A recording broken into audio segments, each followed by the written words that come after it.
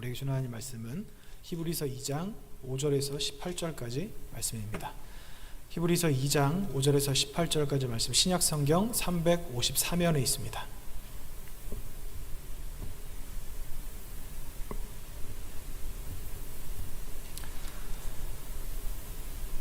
히브리서 2장 5절에서 18절까지 말씀, 저와 여러분이 교독하겠습니다. 하나님이 우리가 말하는 바 장차올 세상을 천사들에게 복종하게 하심이 아니니라. 그러나 누구인가가 어디에서 증언하여 이르되 사람이 무엇이기에 주께서 그를 생각하시며 인자가 무엇이기에 주께서 그를 돌보시나이까. 그를 잠시 동안 천사보다 못하게 하시며 영광과 존귀로 관을 씌우시며 만물을 그 발 아래 복종하게 하셨느니라 하셨으니, 만물로 그에게 복종하게 하셨은즉 복종하지 않은 것이 하나도 없어야 하겠으나 지금 우리가 만물이 아직 그에게 복종하고 있는 것을 보지 못하고 오직 우리가 천사들보다 잠시 동안 못하게 하심을 입은 자 곧 죽음의 고난 받으심으로 말미암아 영광과 존귀로 관을 쓰신 예수를 보니, 이를 행하심은 하나님의 은혜로 말미암아 모든 사람을 위하여 죽음을 맛보려 하심이라. 그러므로 만물이 그를 위하고 또한 그로 말미암은 이가 많은 아들들을 이끌어 영광에 들어가게 하시는 일에 그들의 구원의 창시자를 고난을 통하여 온전하게 하심이 합당하도다. 거룩하게 하시는 이와 거룩하게 함을 입은 자들이 다 한 근원에서 난지라.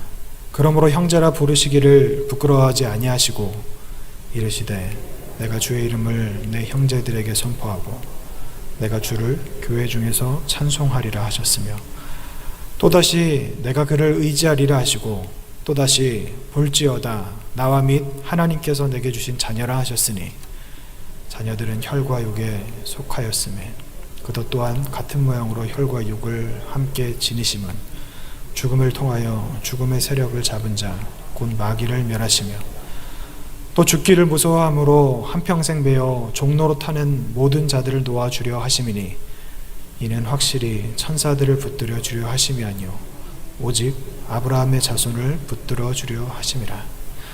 그러므로 그가 범사에 형제들과 같이 되심이 마땅하도다. 이는 하나님의 일에 자비하고 신실한 대제사장이 되어 백성의 죄를 속량하려 하심이라. 그가 시험을 받아 고난을 당하셨은즉 시험 받는 자들을 능히 도우실 수 있느니라. 아멘. 오늘은 히브리서 세 번째 시간입니다.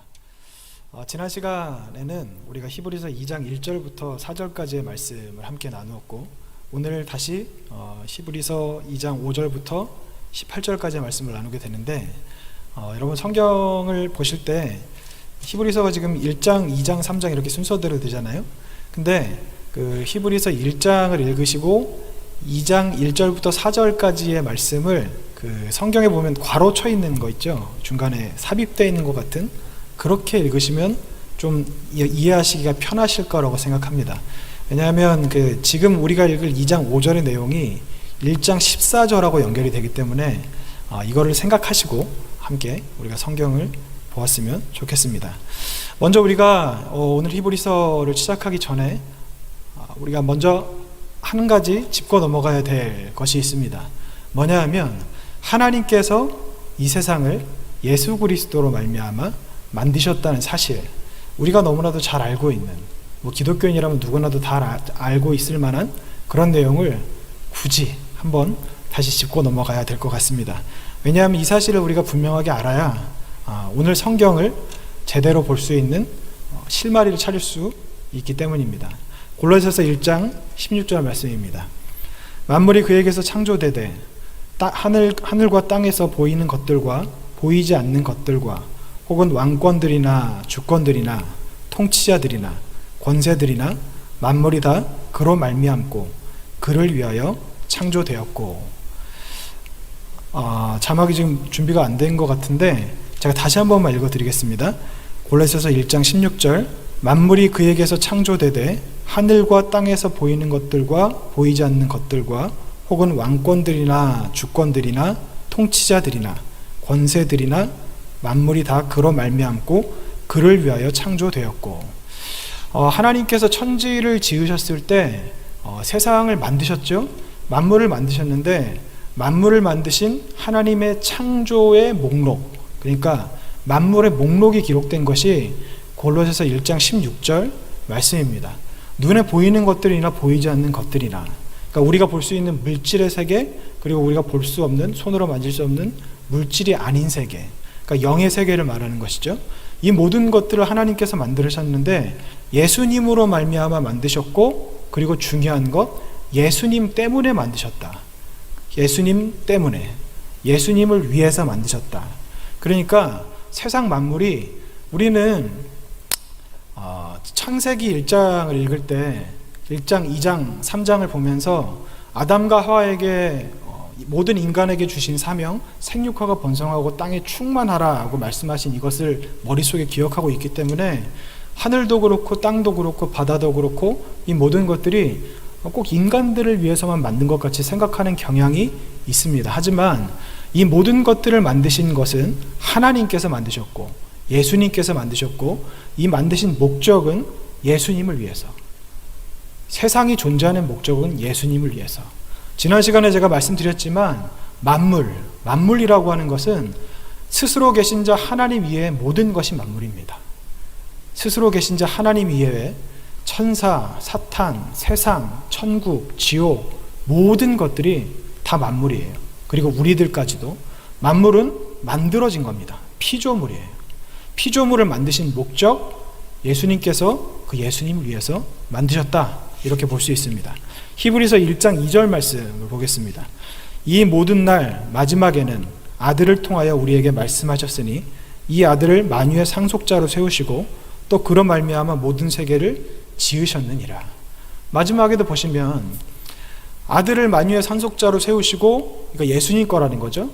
또 그로 말미암아 모든 세계를 지으셨느니라. 예수님께서 만드셨다는 거예요. 이 사실을 우리가 잊지 않고 기억해 주셨으면 좋겠습니다. 오늘 본문으로 이제 들어가겠습니다. 히브리서 2장 5절 말씀입니다. 하나님이 우리가 말하는 바 장차 올 세상을 천사들에게 복종하게 하심이 아니니라 라고 되어 있는데, 이 헬러어를 찾아보면 여기에 앞에 그러므로가 들어있어요. 그런데 여기에는 번역이 안 돼서 그냥 하나님이 우리가 말하는 바로 시작되지만 그러므로입니다. 이 그러므로는 무엇이냐? 1장 14절입니다. 모든 천사들은 섬기는 영으로서 구원받을 상속자들을 위하여 섬기라고 보내심이 아니냐? 그러므로 하나님이 우리가 말하는 바 장차 올 세상을 천사들에게 복종하게 하심이 아니니라 라고 이렇게 읽으시면 되겠습니다. 6절로 바로 넘어가겠습니다. 2장 6절부터 8절까지 말씀. 그러나 누구인가가 어디에서 증언하여 이르되 사람이 무엇이기에 주께서 그를 생각하시며 인자가 무엇이기에 주께서 그를 돌보시나이까. 그를 잠시 동안 천사보다 못하게 하시며 영광과 존귀로 관을 씌우시며 만물을 그 발 아래에 복종하게 하셨느니라 하였으니 만물로 그에게 복종하게 하셨은즉 복종하지 않은 것이 하나도 없어야 하겠으나 지금 우리가 만물이 아직 그에게 복종하고 있는 것을 보지 못하고. 처음에 6절 말씀을 다시 한번 띄워주시면, 그러나 누구인가가 어디에서 증언하여 이르되, 이게 꼭 히브리서의 저자가 누가 이 시를 썼는지 모르는 것 같이 썼지만, 여러분 히브리서를 읽어보면 아시겠지만 히브리서의 저자는 구약에 거의 통달했다고 해도 과언이 아닐 정도로 구약을 아주 잘 알고 있는 사람입니다. 왜냐하면 그냥 외우고만 있다면 있는 구절을 그대로 인용만 할 것인데, 히브리서의 저자는요 1장도 그렇고 오늘 우리가 함께 본 말씀도 그대로 인용을 안 해요. 뭔가 조금씩 바꿔서 인용을 하거든요. 근데 바꿔서 인용을 하는데, 바꿔서 인용하는 것이 하나님께서 구약 성경을 기록하신 그 목적에 어긋나지 않고, 그리고 오늘 히브리서 저자가 로마에 있는 히브리인들에게 전하는 그 말씀과 부합되게, 그러니까 구약 성경에 대한 완벽한 이해가 없이는 이렇게 성경을 인용할 수 없는 사람이 바로 히브리서를 기록한 저자인데, 이 사람이 다윗이 썼다는 것을 알면에도 불구하고 다윗이라고 이야기를 안 했어요. 의도적으로 그렇게 했다고 볼 수 있습니다. 왜냐하면 이 히브리인들에게 다윗이라고 하는 존재는 다윗이 이렇게 썼다 그러면 다윗이 고백한 거니까 그것은 다윗의 고백이다 라고 받아들여질 가능성이 굉장히 크기 때문입니다. 그런데 그러나 누군가 어디에서 기록하기를, 이걸 쓴 것이 다윗이 아니라 하나님께서 다윗을 통해서 말씀하셨다라는 것을 이야기하기 위해서 일부러 이렇게 한 것이라고 볼 수 있습니다.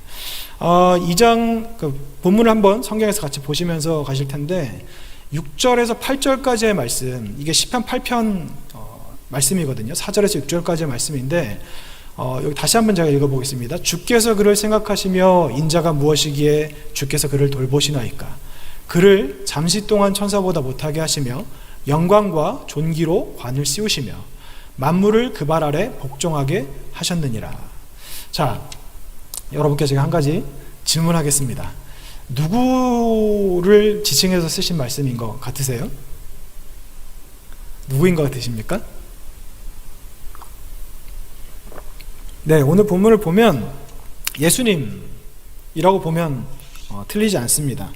인간이 되셔서, 그리고 천사보다 약간 조금 못한 모습이 되셔서 이 땅에 내려오시고 십자가를 지시고, 그리고 십자가에서 죽으시고 죽음을 이기시고 죄와 사망을 이기시고 부활하셔서 하늘로 올라가셔서 모든 영광과 존귀 관을 받으시고 아버지 보좌 우편에 앉아 계신 그 예수님, 그 예수님을 지칭하는 것이라고 할 수 있죠. 근데 우리가 여기서 한 가지 좀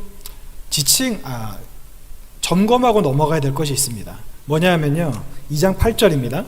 만물을 그 발 아래 복종하게 하셨느니라 하였으니, 만물로 그에게 복종하게 하셨은즉 복종하지 않은 것이 하나도 없어야 하겠으나 지금 우리가 만물이 아직 그에게 복종하고 있는 것을 보지 못하고 라고 이렇게 기록이 되어 있거든요.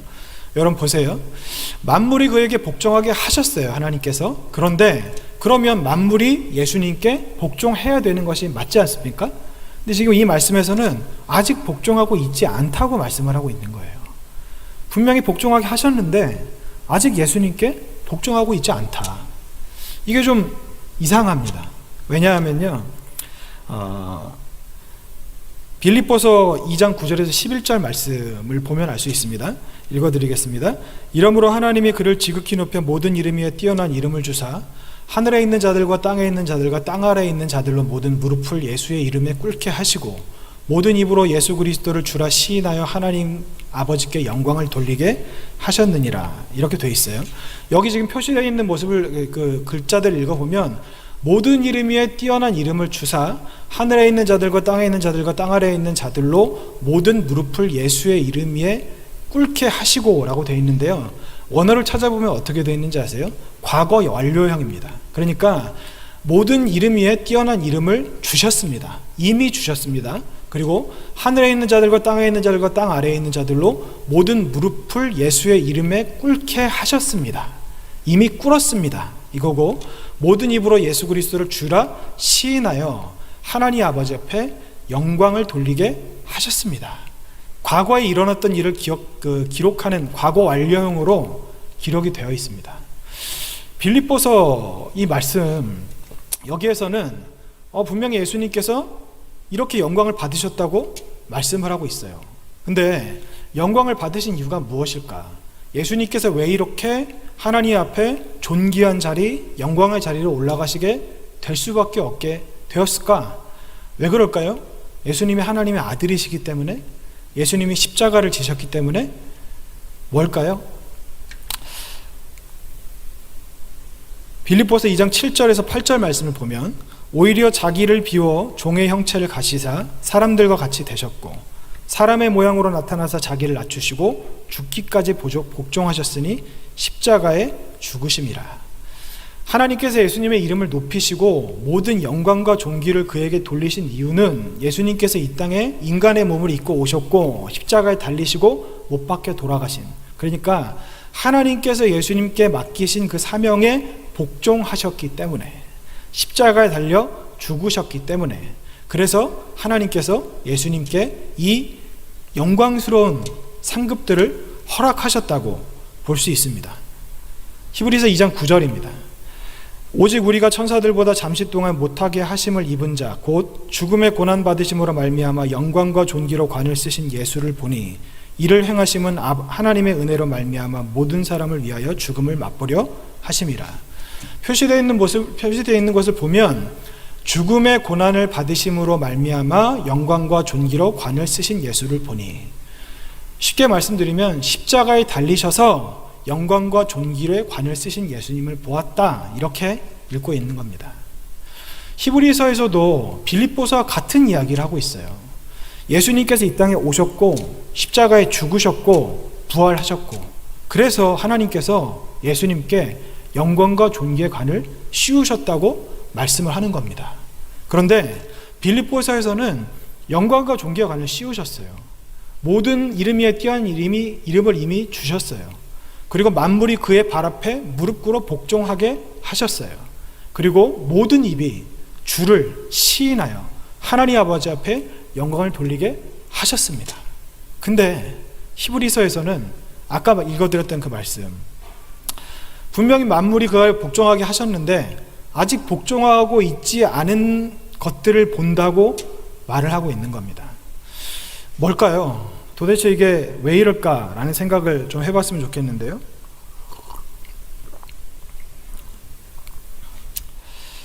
이건 두 가지로 해석할 수 있습니다. 학자들이 이야기하기로 첫 번째는 5절 말씀에 나와 있는 것 같이 장차 올, 그러니까 아직 이루어지지 않을 미래, 다시 말씀드리면 요한계시록에 예수님께서 영광의 구주로 오실 그때 빌립보서에서 하나님께서 말씀하셨던 것들이 이루어진다, 성취된다 라고 하는 미래적 예언에 대한 말씀이다 라고 하는 의견이 있고, 또 한 가지 의견은요, 히브리서에서 지칭하고 있는 이 예수님, 우린 예수님이라고 알고 있는데 사실은 이게 예수님이 아니라 우리들을 말하는 것이다 라는 의견이 있습니다.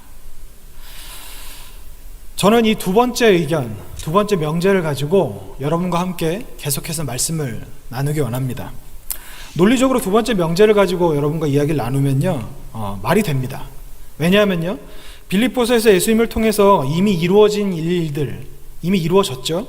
근데 히브리서에서는 아직 이루어지지 않았다고 말하는 것들, 두 개의 충돌이 있는데, 빌립보서에서는 예수님께 영광스러운 이름을 주셔서 모든 이름 위에 뛰어난 이름을 주시고 하나님의 보좌 우편에 앉으셔서 모든 만물을 발 앞에 무릎 꿇게 하셨던 그 예수님이고, 히브리서는 똑같은, 그러니까 예수님과 똑같은 권세를 받았지만 아직 우리가 인간이기 때문에, 그러니까 영의 구원은 받았지만 몸의 구속이 이루어지지 않아서 궁극적인 구원에 이르지 못한 사람들, 이 성도들이, 우리들이 아직 이 땅에 살고 있기 때문에 그 받을 영광을 아직은 받지 못했다 라고 주장할 수 있다는 겁니다.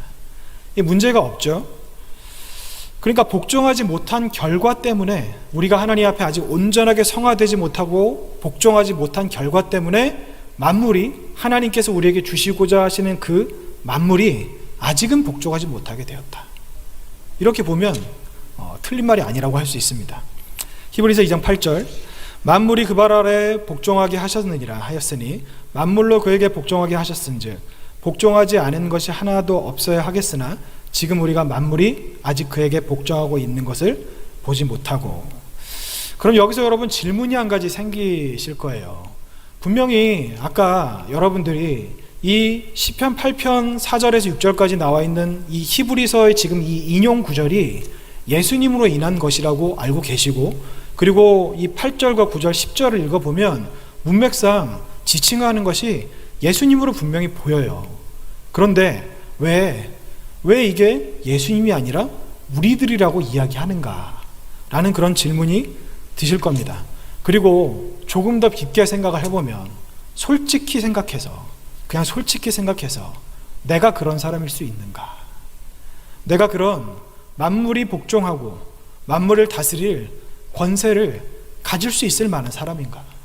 내가 나를 아는데, 내가 내 수준을 아는데, 내가 내 믿음을 아는데 하나님이 나한테 그렇게 하셨다고 한 것은 알겠지만 이게 솔직히 말이 되는가? 라는 생각이 드실 수도 있을 겁니다. 골로새서 1장 16절 말씀입니다. 만물이 그에게서 창조되되 하늘과 땅에서 보이는 것들과 보이지 않는 것들과 혹은 왕권들이나 주권들이나 통치자들이나 권세들이나 다 만물이 다 그로 말미암고 그를 위하여 창조되었고. 여기는 분명히 예수님을 위해 창조됐다고 나오잖아요. 인간을 위해 창조됐다고 나오지 않거든요. 그런데 왜 이런 이야기를 하는가? 이 질문을 여러분 같이 하시면서 들어주셨으면 좋겠습니다. 에베소 1장 4절 5절입니다. 곧 창세전에 그리스도 안에서 우리를 택하사 우리로 사랑 안에서 그 앞에 거룩하고 흠이 없게 하시려고 그 기쁘신 뜻대로 우리를 예정하사 예수 그리스도로 말미암아 자기의 아들들이 되게 하셨으니. 이거는 구원에 관한 말씀이라고 생각하실 수도 있습니다. 예수 그리스도로 말미암아 자기의 아들들이 되게 하셨으니 라고 생각하실 수도 있는데, 에베소 1장 10절입니다. 하늘에 있는 것이나 땅에 있는 것이나 다 그리스도 안에서 통일이 되게 하려 하심이라, 이렇게 되어 있는데, 방금 전에 읽어드렸던 구원에 관한 말씀과 이 에베소 1장 10절의 말씀이 사실은 같은 말씀입니다. 하늘에 있는 것이나 땅에 있는 것이 다 만물이죠. 그리스도 안에서 통일되게 하려 하심이라.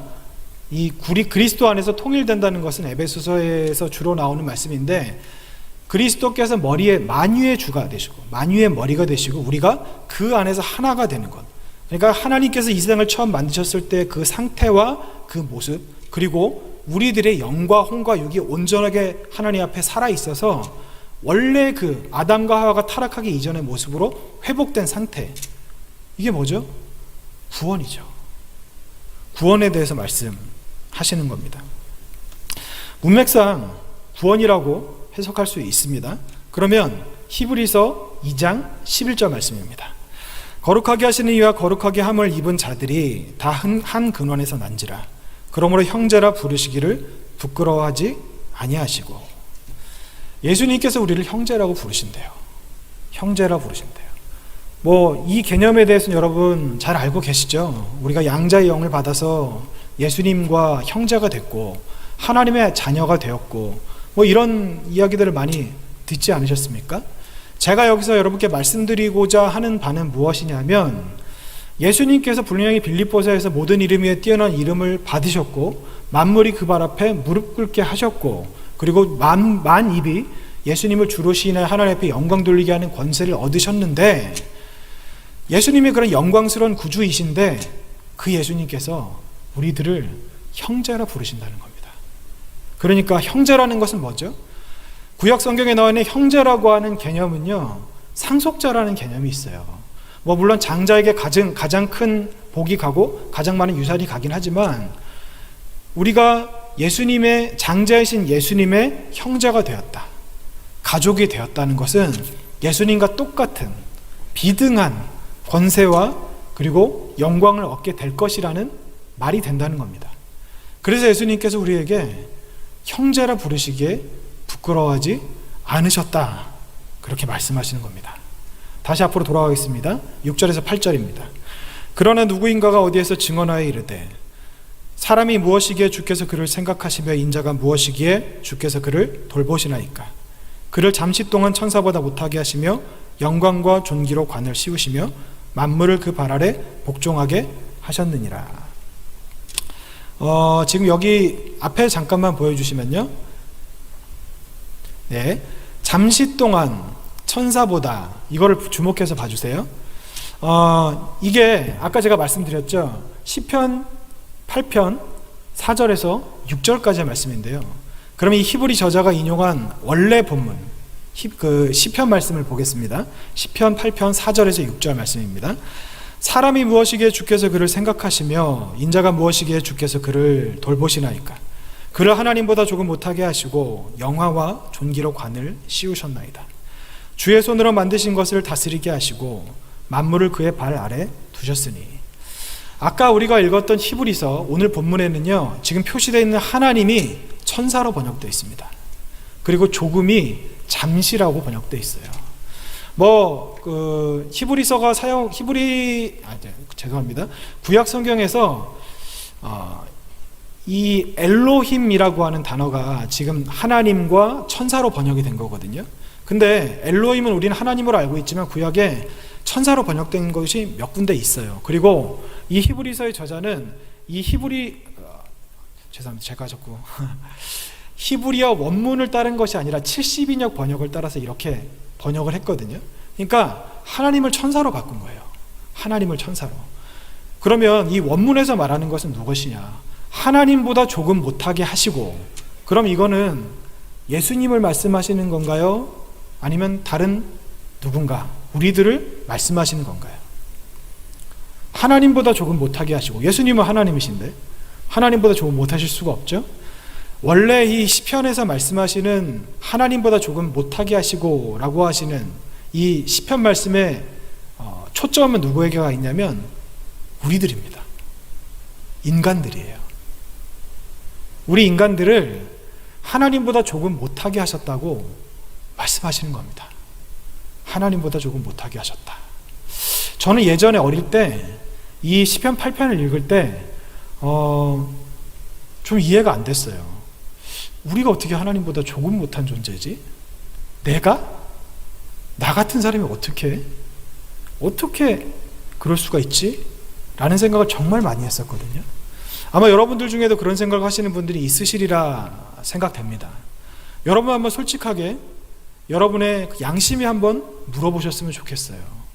하나님께서 우리를 하나님보다 조금 못하게 만드셨다고 하시는데 내가 과연 하나님보다 조금 못한 존재인가? 아니면 많이 못한 존재인가? 아니면 감히 하나님 옆에 이름도 못 올릴 존재인가? 잠깐 동안 생각해 보시면 좋겠습니다.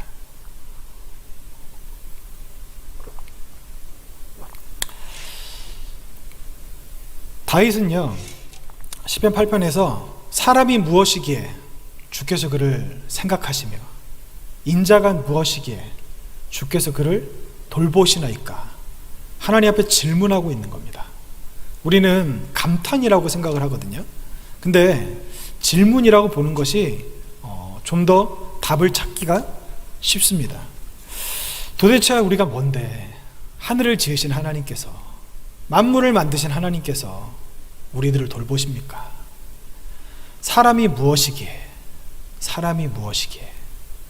우리는 그냥 사람이 뭔데 그렇게 하세요? 이렇게 묻는다고 생각하실 수도 있겠지만 이 시편 8편 원어를 찾아보면요, 이런 뜻이 있어요. 그냥 쉽게 제가 편하게 말씀드릴게요. 인간들이 저것밖에 안 되는데, 저것밖에 안 되는 인간들인데 왜 하나님께서 돌보십니까? 저렇게 죄가 많고 저렇게 이기적이고 저렇게 자기밖에 생각하지 못하고 하나님을 대적하는 저들, 왜 그들을 하나님께서 돌보십니까? 마치 우리들의 생각과 같지 않습니까? 시편 8편 3절입니다. 주의 손각으로 만드신 주의 하늘과 주께서 베풀어 두신 달과 별들을 내가 보오니. 이걸 그냥 읽으면 하늘이 참 멋있다, 자연 만물이 참 아름답다, 별을 보니 참 온 우주의 끝이 어디일지도 모르겠고 너무 하나님이 지으신 세계가 신묘막측하다, 감탄하는 것 같이 보이시잖아요. 근데 이 말씀, 이 시편 8편을 가만히 읽어보면 이건요, 왜 이렇게 쓰여 있는 거냐면 하나님께서 하늘과 달과 별들을 우리들을 위해서 만들어 주셨다고 감탄하는 겁니다.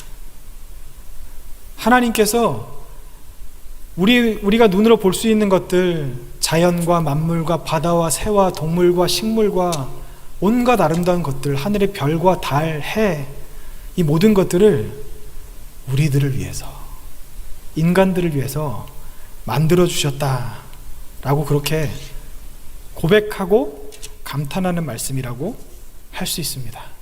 아까 읽어드렸던 골로새서 1장 16절의 말씀에 모든 만물이 예수님으로 인해 지어졌죠. 모든 만물, 눈에 보이는 것들과 보이지 않는 것들과 높은 것들과 낮은 것들까지 만물은 다 주님의 것이요, 산이나 바다나 동물이나 식물이나 심지어 우리들까지 다 예수님의 것이죠.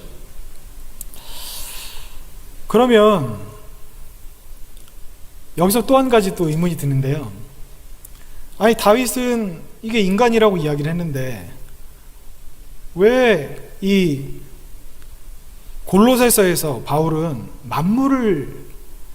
만물이 만들어진 목적이 예수님 때문에 만들어졌다고 이야기를 하고 있는가? 왜 시편의 다윗은 하늘의 해와 달과 별이 나를 위해 만들어졌다고 이야기하는데 왜 골로새서의 바울은 이 모든 것들이 예수님을 위해 만들어졌다고 이야기를 하는가? 꼭 다른 것으로 이야기하는 것 같지만 사실은 같은 이야기를 하는 겁니다. 계시록 3장 21절입니다. 이기는 그에게는 내가 보좌에 함께 앉게 하여 주기를 내가 이기고 아버지 보좌에 함께 앉은 것과 같이 하리라. 무슨 말씀이냐면요, 예수님이 어디에 앉아 계시죠? 아버지 옆에 보좌에 앉아 계시죠? 근데 우리가 하늘에 갔을 때, 마지막 때 하늘에 갔을 때 천국에서 예수님께서 우리를 보좌에 앉혀주신다고 말씀하시는 거예요. 어떻게 감히 이 피조물의 하나밖에 안 되는, 정말 하나님이 아니면 뭐 이런 표현이 어떠실지 모르겠는데 고기 덩어리밖에 안 되는 우리가 어떻게 하나님의 보좌에 앉을 수 있을까? 이런 생각 여러분 들지 않으십니까?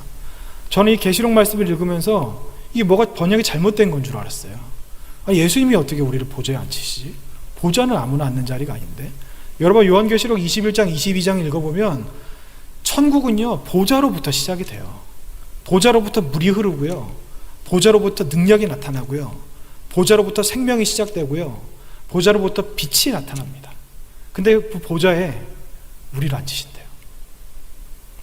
참 믿어지지 않는 말씀이죠.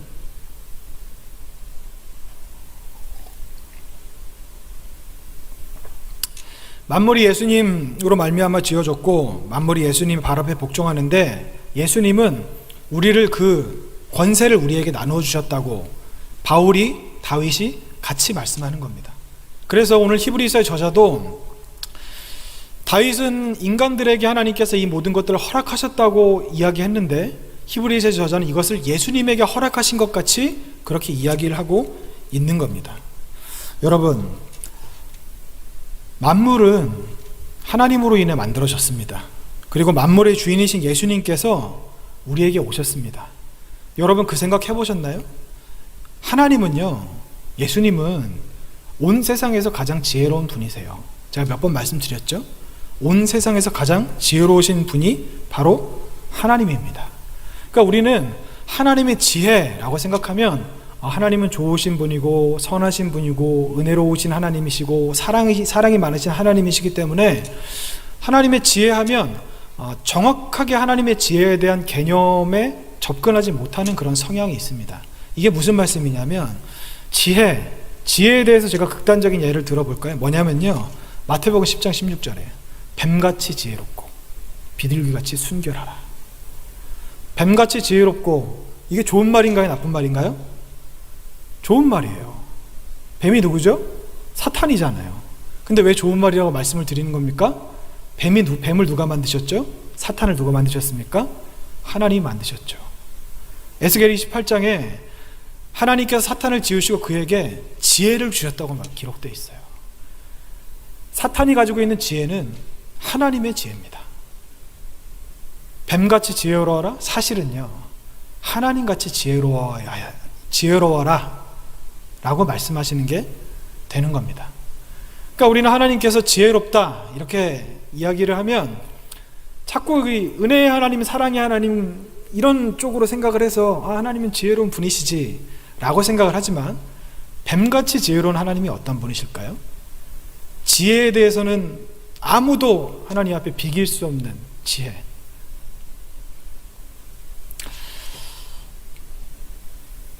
우리가 물건을 사러 가면 그 물건에 가격표가 붙어 있습니다.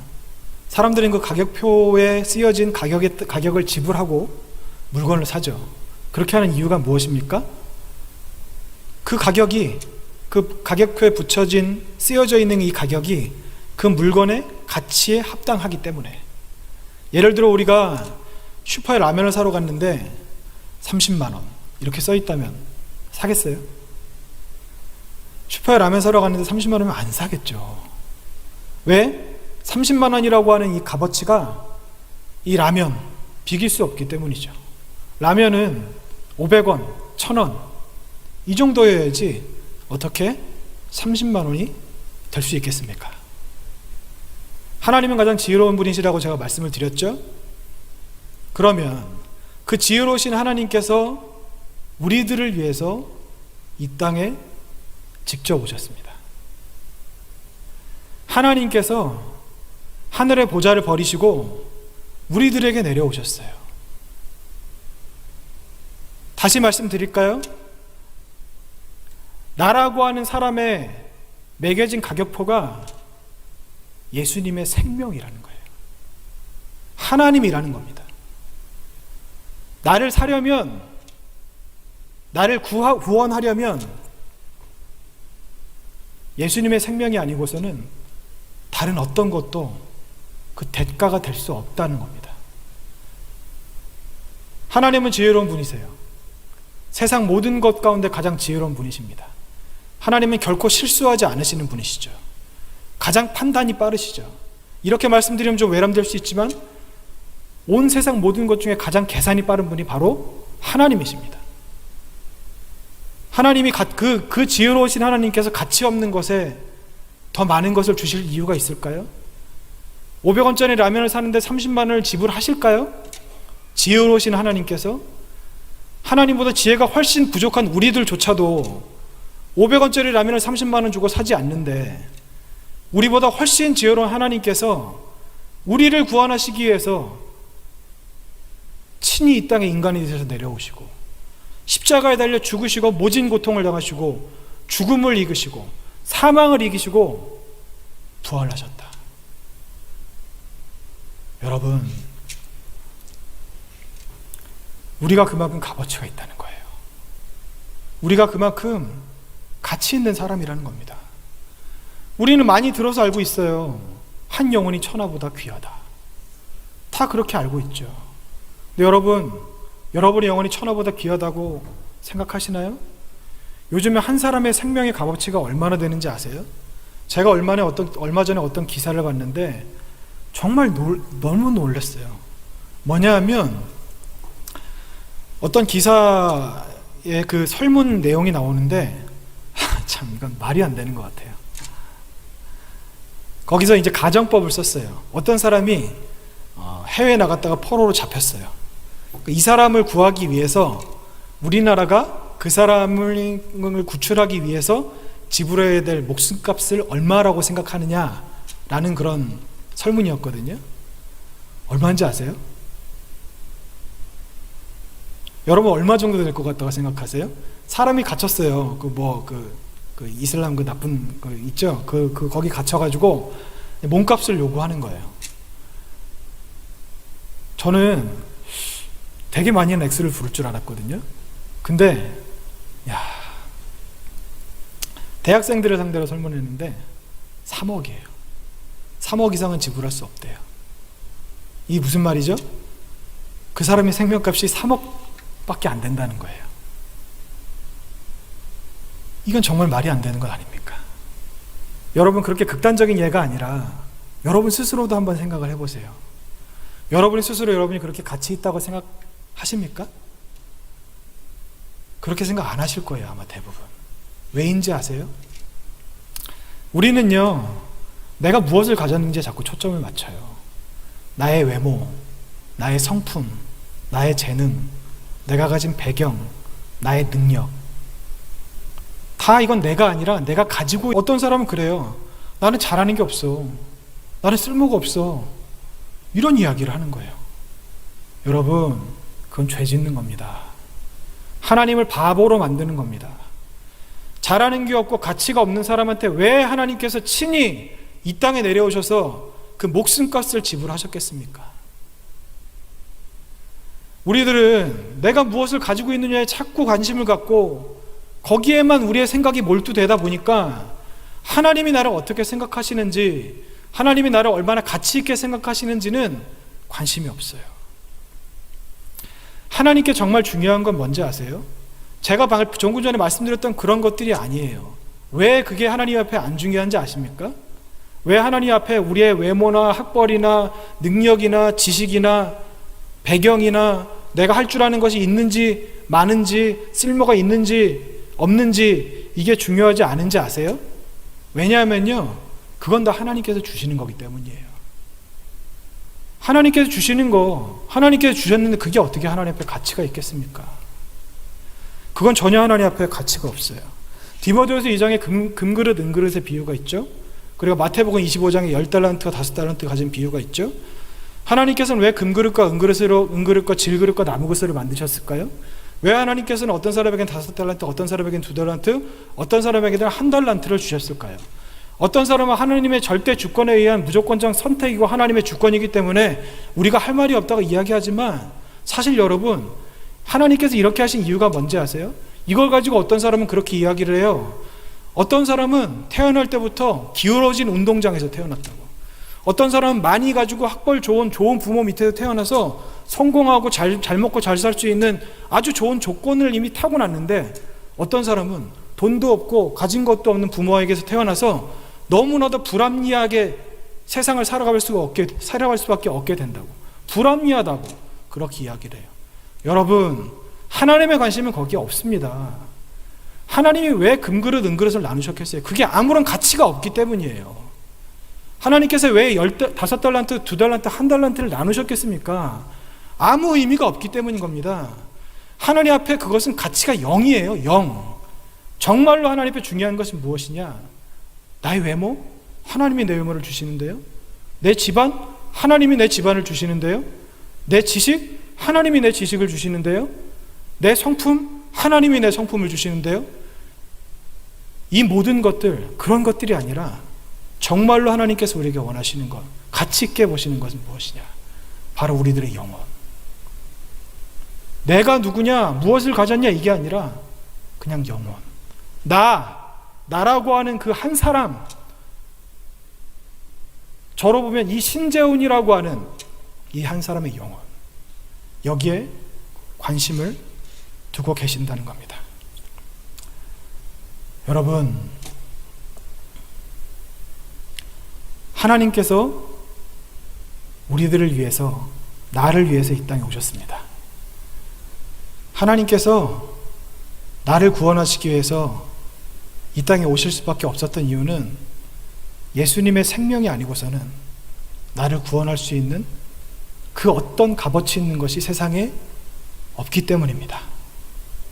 세상을 다 주어도 나와는 바꿀 수 없는 것이 바로 하나님 앞에 우리들의 모습이라는 겁니다. 그럼 여러분, 우리는 어떻게 살아가야 될까요? 내가 이렇게 귀한 존재니까 기고만장하게 살아가야 될까요? 물론 그런 것도 필요합니다. 하지만 또 한 가지 잊지 않아야 될 것이 있어요. 뭐냐 하면 예수님께서 우리를 형제로 부르셨다는 사실이에요. 내가 예수님을 형제라고 부른 게 아닙니다. 예수님이 우리를 형제라고 부르셨다는 거예요. 뭐죠? 하나님의 은혜라는 겁니다. 하나님이 나를 그렇게 가치 있게 보시고, 그리고 예수님께서 나를 형제라고 부르셨는데, 그렇다면 나는 어떻게 살아야 할까? 여러분, 내 가치를 깨닫고 그에 걸맞는 삶을 살아가시기 바랍니다. 내가 하고 싶은 것, 내가 되고 싶은 것, 내가 추구하는 것, 이런 것들에 매몰돼서 사는 것이 아니라 하나님께서 정말 나에게 원하시는 것이 무엇인가? 하나님께로 다시 돌아가는 것. 이것을 우리가 잊지 않고 살아가셨으면 좋겠습니다. 이 시간 우리가 좀 기도하기 원하는데요.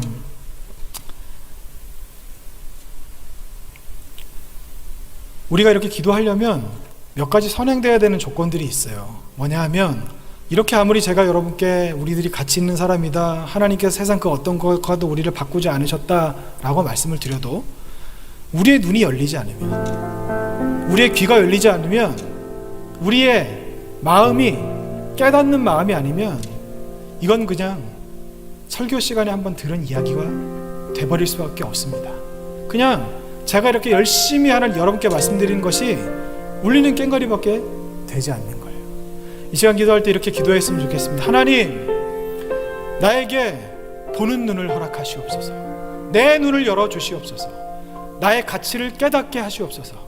세상의 더러운 것들에 내 눈이 빼앗기고 그것들을 쫓아 사는 것이 아니라 정말로 하나님께서 나를 보시는 그 시선과 동일한 눈을 나에게 허락하시옵소서.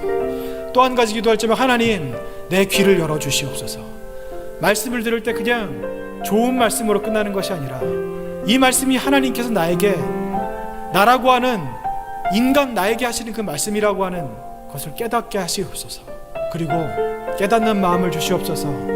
그냥 듣고 끝나는 것이 아니라 내 마음이 옥토가 되게 하셔서 이 말씀을 받아 이 말씀이 나에게 떨어져 하나님의 열매를 맺을 수 있는 내가 되게 하시옵소서.